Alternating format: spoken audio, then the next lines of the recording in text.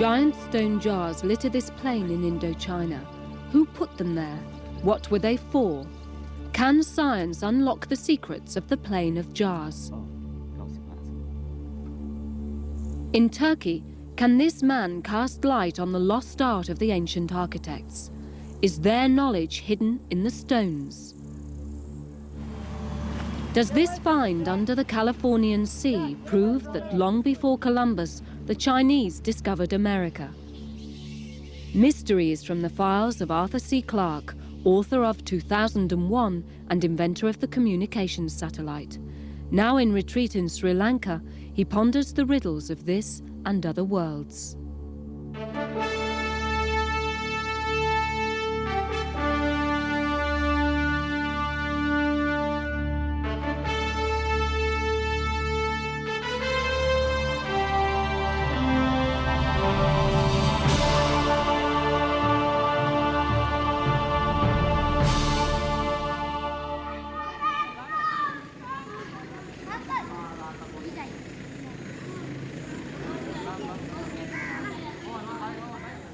We're in Kotte, one of Sri Lanka's ancient ruined cities. It lies on the outskirts of modern Colombo. It's hard now to picture the bustling civilization that once flourished here. But that's the sort of reconstruction that archaeologists try to do. They spend their lives searching for keys to the past. And perhaps one of their greatest challenges is in Laos.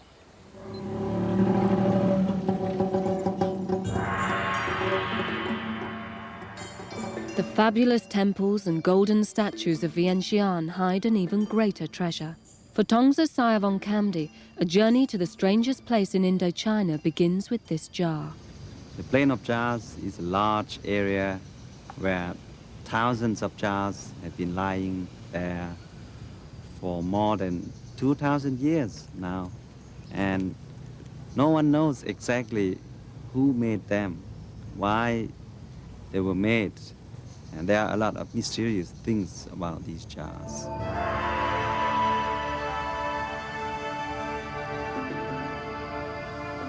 Tongsa is the top archaeologist of Laos, in charge of the first modern survey of the jars. They lie far away in the remote north. During the American intervention from 64 to 70, the Plain of Jars have been heavily air-bombed. The countryside is covered with craters. The town of Pong Savan is the nearest settlement to the plain. To the local people, the jars are just part of the landscape.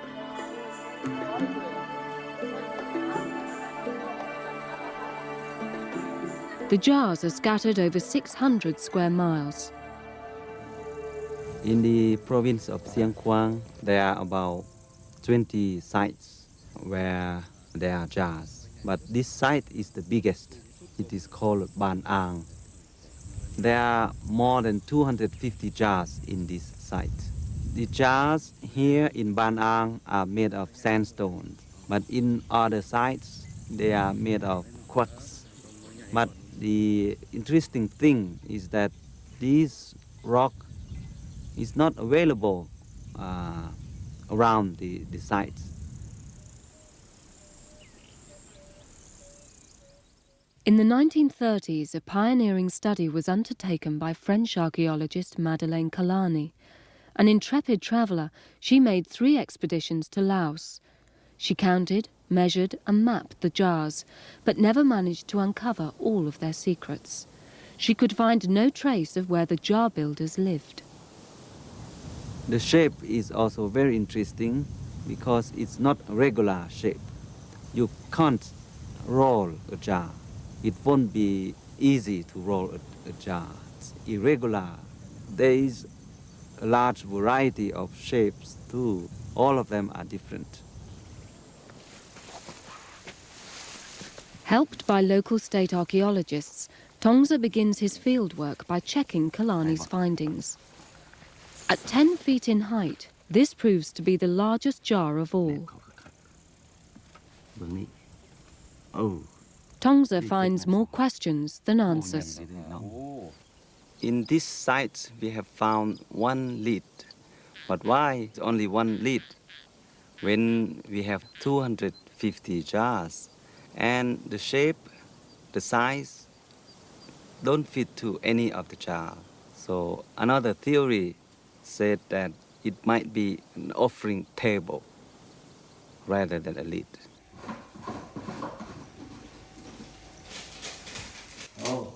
At the nearby mineral water bottling plant, local entrepreneurs are tapping the jar's commercial potential.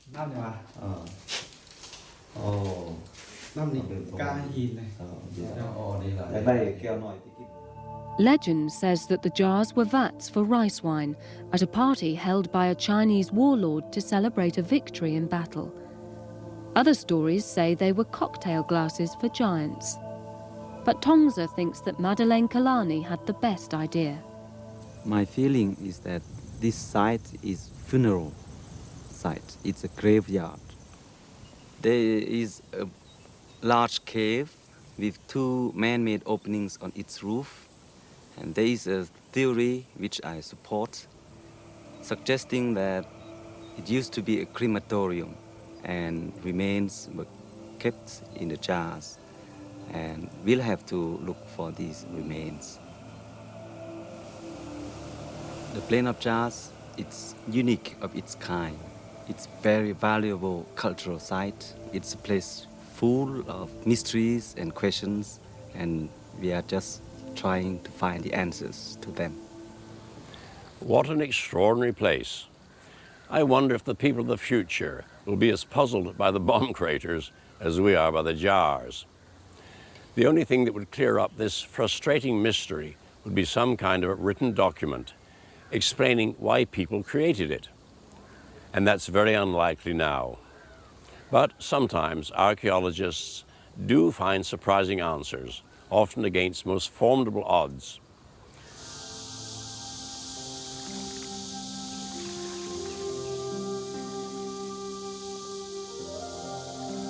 This steamy inland waterway in South Carolina has not always been navigable by boat. Underwater archaeologist Mark Newell has studied the canal's history. Although heavily used in the 1800s, it silted up and almost vanished in later years. During works to clear it, Mark and his team made a remarkable find in the mud. There was a bed of sediment in the canal. We were excavating and sifting that through screens. And I was standing there watching the material coming out of the screen when this suddenly popped into the screen. On careful examination, you can very readily see that the chips that were taken from the stone were very carefully chipped off. This was no accidental manufacture. And when you see that kind of care taken in creating a stone shape, then you realize you have a tool, a stone tool of some kind. It fitted so neatly into the palm of his hand that Newell was convinced he was holding a hand axe once used by Neanderthal man. The first immediate question was, how could it be here? I checked with various experts and immediately established that it definitely wasn't a South Carolina tool, and from the general shape it was thought that it was very similar to European ancient tools. So we began to examine that possibility.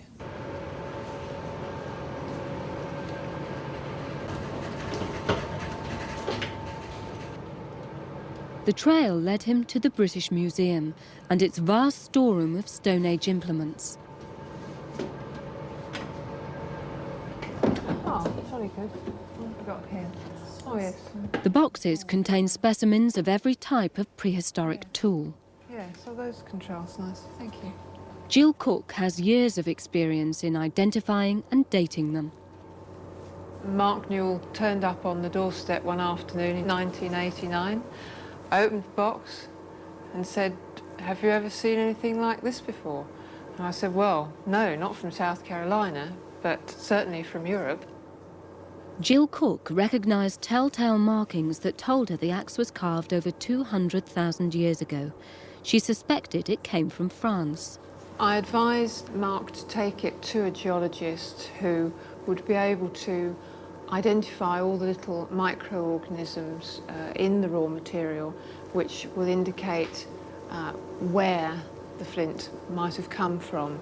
With the results of the geological analysis, we know that this little chap must have come from southwest France, the hinterland of Bordeaux, where it would have been made about 350,000 years ago.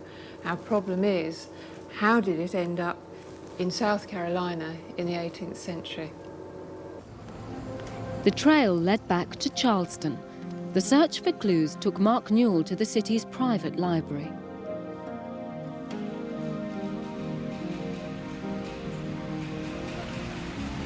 I'd like to see copies of the South Carolina Gazette for 1824. 1824. Just a moment, please. I'll be at the table over there. Thank you. In existence since colonial days, the Library Society is the repository of local historical knowledge. Newell's hunch was that the answer lay in newspaper reports of a tragedy on the Santee Canal, where the axe was found. The Gazette, 1824. We do ask that you be very careful. The pages are brittle, and so they tend to tear or flake easily. And if there's anything else you need, just ask. Thanks, Dan. One of the most interesting items we found was this report right here in the Gazette of Saturday, May 22nd, 1824. And it's an account of how a canal boat belonging to a Mr. Sailor of Charleston blew up in the Santee Canal when its cargo of vitriol and gunpowder mixed. And that began to give us an explanation or some clues as to how the stone might have ended up in the canal.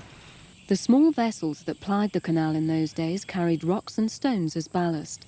Often this came from ocean ports, dumped by ships from Europe after taking on new cargo. When the boat blew up, the explosion scattered the entire contents, cargo and ballast rock, throughout the canal. Plus, the canal boat would have been dragged through the canal to clear it after the accident, again depositing its contents along the length of the canal in which our excavations took place.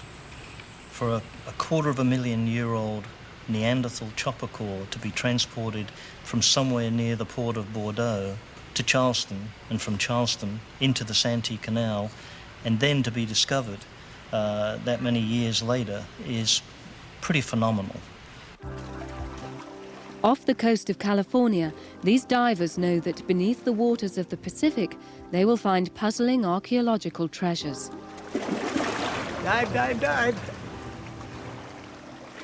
In 1975, skipper Bob Meistrel retrieved a strange stone from the ocean floor. A hole had been drilled clean through it. The divers are looking for some more.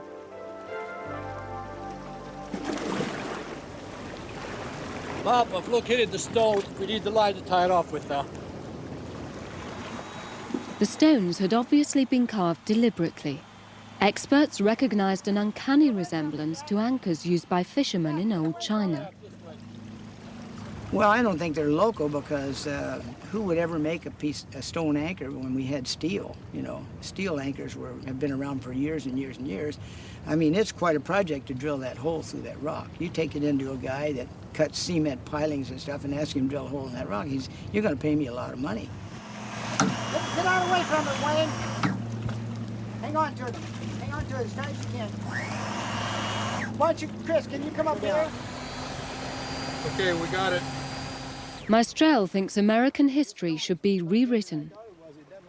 If we can confirm that these are from China or from a different part of the world and that they've been here a long, long time, then we can definitely say that Columbus didn't discover America, somebody else did. Each mark is 50 pounds. There you go. Okay, Bob. Not everybody agrees. The first stone that Bob recovered was examined by Professor Frank Frost. I took a small piece of the stone to the geology department at UC Santa Barbara, and a specialist there in sedimentary rock tested it and told me that it was Monterey Shale, which is the most common rock formation all along the coast here in Southern California. The first question was answered, and that is that whoever made them here out of local rock. Frost discovered that Palos Verdes, beside where the stones were found, had once been a fishing village for Chinese immigrants. We discovered that the Chinese living here in the 19th century had used stone anchors in their fishing industry. This answered at least part of the question. The possibility then, the greatest possibility, was that these were made by Chinese fishermen here in the 19th century. Frost's explanation of the anchor's origins pours cold water on the idea that the Chinese beat Columbus to America.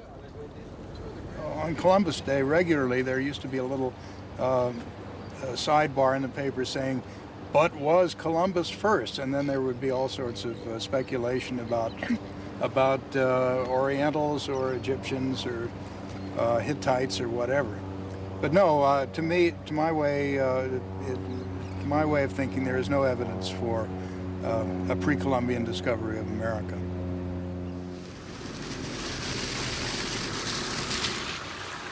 Another riddle lifted from the seabed has taken 60 years to solve.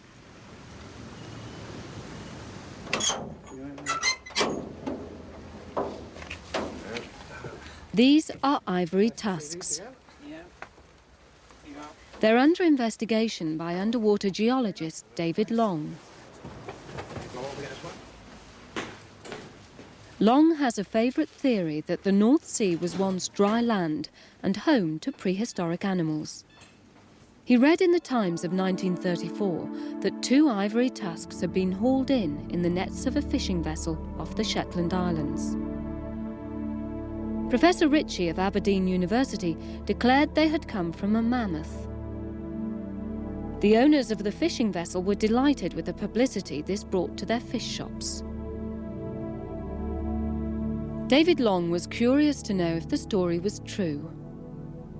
So I took measurements and photographed them, and I then went off and tried to look at other mammoth tusks in various museums and realised these weren't quite the same thing.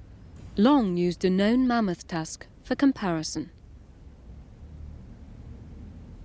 The way one can distinguish between mammoth tusks and the elephants is that a mammoth tusk is curved in 2 planes. If you can see the big curve here, but there's also another curve underneath here if I rotate it. And that the tusk is turning slightly. Whereas these 2 tusks here are actually just curved in 1 plane. They're quite flat here on the bench, but just curved like that. Immediately I began to realise they're quite different. He got permission to take a small sample of the ivory for carbon-14 dating. He sent it to Oxford University. They analysed it and wrote back that we came with a date of about 290 years old, plus or minus about 100 years, and they cannot be mammoths. They must be from a modern elephants. Now, what were they doing east of Shetland? The shipping records of 1689 gave Long his answer. War in the English Channel caused ships to divert around northern Britain. Hidden in archives in Holland, he found the papers relating to a convoy of 4 Dutch traders. These had foundered and sunk in a storm. The 4th ship, which was the Wapen van Alkmaar, had actually set sail from what's called Sri Lanka these days. And that was well known as the major ivory exporting from the Indian subcontinent, that most ivory came out of that area. And that ship is recorded as having been lost to the east of Shetland. My feeling is that that is probably the most likely vessel from which these elephant tusks have come from, that they are modern elephant tusks brought by a ship, not a mammoth which happened to be wandering around on the North Sea 50,000 years ago. The solutions to the mysteries of the Chinese anchors and the Scottish tusks are intriguing and ingenious, but they won't change our view of the past. For archaeologists, the greatest prize is a discovery which gives a real insight into the thinking of extinct civilizations. One rare example of this came after centuries of research into the great temples of the ancient Greeks. An enormous amount is known about them, but What happened to the architect's blueprints?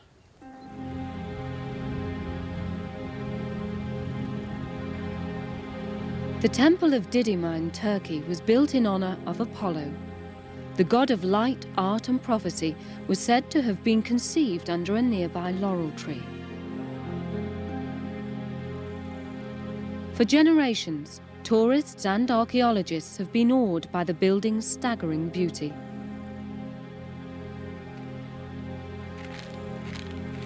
German researcher Lothar Hasselberger has been studying the building since he first came here in 1979.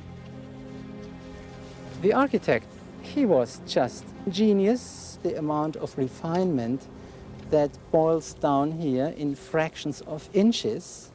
And it's just a tiny detail of this giant building, and this created this beauty that we are still amazed of. Lothar learned the temple's history, but no one knew how the architects had planned it, until he took a walk amongst the ruins one afternoon.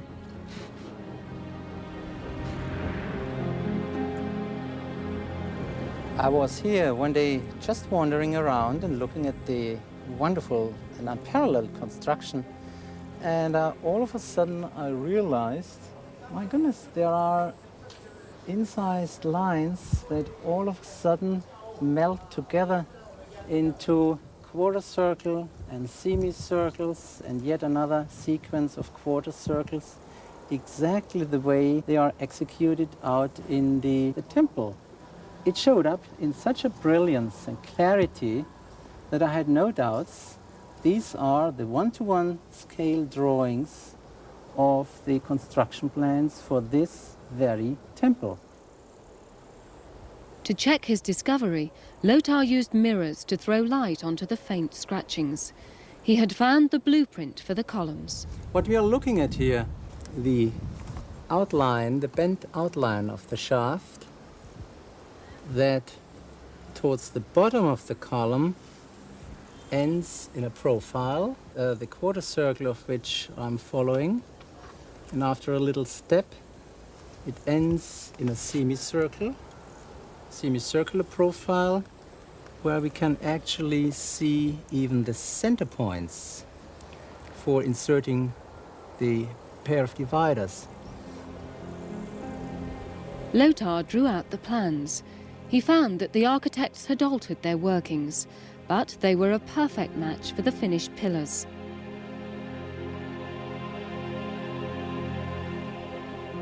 An accident of history had given Lothar this chance of a lifetime discovery. I was able to find these drawings because the temple was left unfinished at the end of antiquity. These drawings were, of course, meant to be taken away, erased again. This, however, didn't happen because the temple as a whole wasn't finished, and it's due to that we are able to stand in front of unfinished walls bearing the entire set of full-scale plans as if standing in the architect's design office, left by the people just going out for lunch, and we are able to look over their shoulders. Lothar examined every inch of the walls with meticulous care. He found horizontal lines representing the column shafts.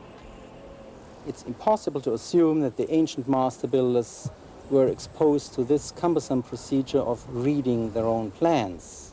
By looking more closely along the wall surfaces, I discovered in certain areas traces of reddish mineral pigments. And to cut a long story short, the entire wall surface intended for the drawings was covered with this reddish iron oxide, and I must say they stand up quite clearly against the reddish background.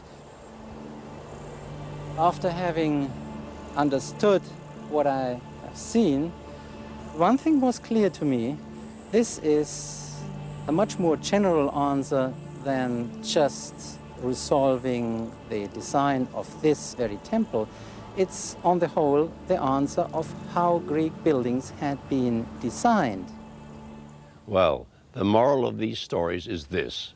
Apparently insoluble mysteries may turn out to have simple solutions.